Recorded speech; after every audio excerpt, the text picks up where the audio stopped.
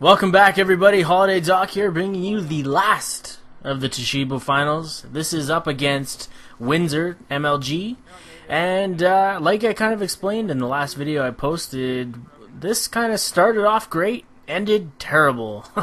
And that's kind of the case for any time you play against a team that kind of gets destroyed.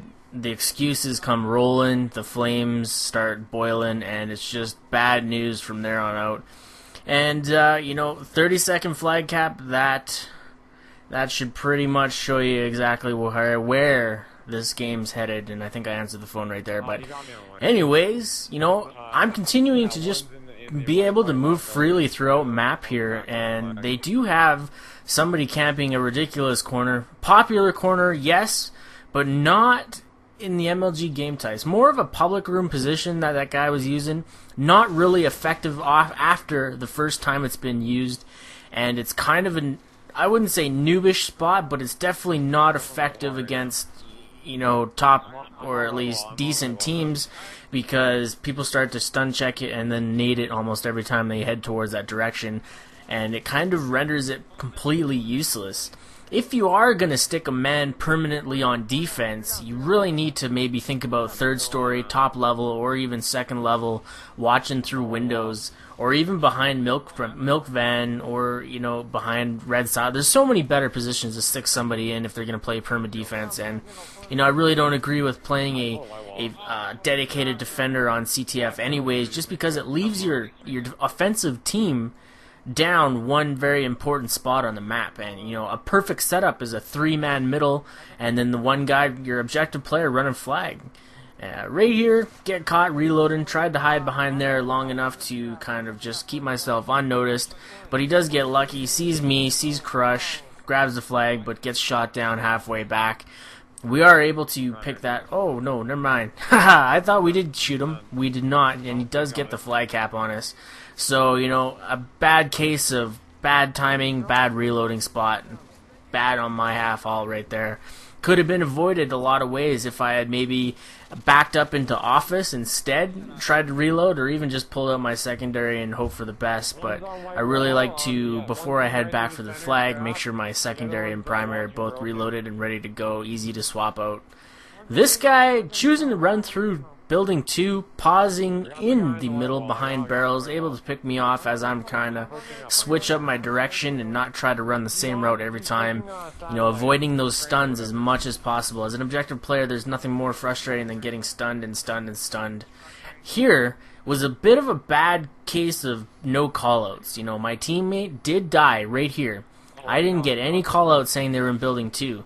Had I got the callout that they were in Building 2, I would have actually cut a little farther behind Building 4, Little Blue, and gave myself a little bit more time for my teammates to catch up through mid. But instead, that call-out was missed, and it ended up being a flag return, which could have ended up being a flag cap. So, those little things that add up in the end really do show when you get a chance to go back and look back and see exactly what went wrong for your team and how to fix it. That's all these videos are. They're educational, kind of my tips, my tricks. Real nice pre-nade there by myself. And I did throw the smoke that direction because once I killed the two, they had 4 down, so the other 2 were going to spawn back behind red. Utilizing those spawn markers is a definite advantage for your team if you're going to get into MLG, because MLG is all about head glitching and spawn traps. Anybody can argue it, but it's true, so don't even go there. But another case of me kind of screwing up. Now, this is one of those things that I like to tell everybody. Don't blindly chase your flag. The other team is obviously going to be in some sort of setup. They're going to be prepared for you to head at them, so you need to take it a little more cautious. Check your corners and, get those stuns out quicker. Instead of me shooting there, I should have thrown the stuns overhead of the building and throw them in front of fire, and I would have got that flag carrier to slow down and at least pause for still to pick up the kill. So, once again, not a perfect play by myself, but I'm able to kind of build on it and make it so that it was something to kind of build, work on for the next time. You're always improving. Take every game, everything you learn, and push it towards the next time you play. Going into second half, tied 2-2, and one thing I wanted to point out here is they claimed they didn't even try.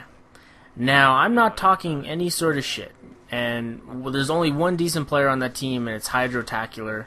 He's, you know, their team captain. He's pretty chill guy, so I'm not gonna talk any sort of shit. And there's a whole bunch of fail trying to grab that flag. Pretty ridiculous. I should have really had that, but it's kind of one fail after another here. Stills completely missing his support role there. Not able to shoot the guy right on my tail. I tried to duck and cover by a little more time, but it did not work. We are able to kind of leapfrog that flag back for a 3-2 lead in the second half here. I'm going to cut through L building. Not a popular route for most objective players. Most objective players like to stick to the outskirts, going through white wall or going through fire. You know, that just leaves yourself a little bit too open. You don't want to be in the middle just because you can be cut off so many more directions. Now, you know, there is also, just from that knife I want to bring up, there's a couple different options for objective players to do, and one of them is to run tactical, and the other is just to run regular kind of controller setup. You know, there's advantages and disadvantages to both. You know, lots of objective players like to utilize their knife. I can use my knife, but I'm not a fan of it. Just because of my connection issue, my knife is not going to register before their bullets anyways. So in that sense, I choose to go for the drop shot, and the drop shot does seem to help me out more than, you know, the knifing ability would. Big fail on that kind of kill. He should have got me first, but I'm able to kind of turn to the side and snag it for a 4 down. Okay, after your team gets 4 players down, when people talk about map control, that is the time to move up and secure your position on the map. You know, you shouldn't be if your Slayer should not be worrying about pushing up before they get a kill. You know, you need to secure those kills, make sure the playing field is open, and then move up. You know, a lot of Slayers have the issue where they're running around a little too much and getting caught in the direction that they're trying to go, not set up in time, and they do get picked off. And it is a frustrating thing for a Slayer to, you know, constantly get picked out of your spots, but, you know, you just got to worry about moving up slower rather than running up. Right here, the other team really got caught into like a bad kind of rut. Now, we did get the kills down, and they kept spawning backside crane. Now, if your team is spawning backside crane, you really need to come out of there stunning. If you don't stun the easy spots right in the middle, right on the stairs head glitch, white wall head glitch, you're going to be in some trouble, and you're going to let my objective players do what I just did there, run straight up the middle. You know, the stun was a couple seconds too late. Had they got the stun, they might have killed me, but Stills was able to pick up those kills, make sure that I got home all the way safe. Here, kind of a nice play. I got stunned, was able to pick up the 2-piece and, you know, kind of secure a 4 down, or 3 down rather, while their flag carrier, Hydrotacular, grabbed our flag. I'm able to meet him and, you know, grab another flag cap. At this point in the game, 1 minute and 40 seconds left, there's really not a whole lot the other team can do. They can set up a little more defensively and stop those flag caps from coming, but you're not able to kind of secure 4 flag caps in 1.5 minutes. It's not able to work, especially when, you know, you're noticing the kind of one-sidedness the second half is gone. You know, the other team can claim they didn't try all they want, but this video does prove otherwise. Why would a team that doesn't try, you know, continue to go at these kills? It is what it is. People get mad when they lose, and it's never gonna fail. Right here, Stills picked up the flag for a relay.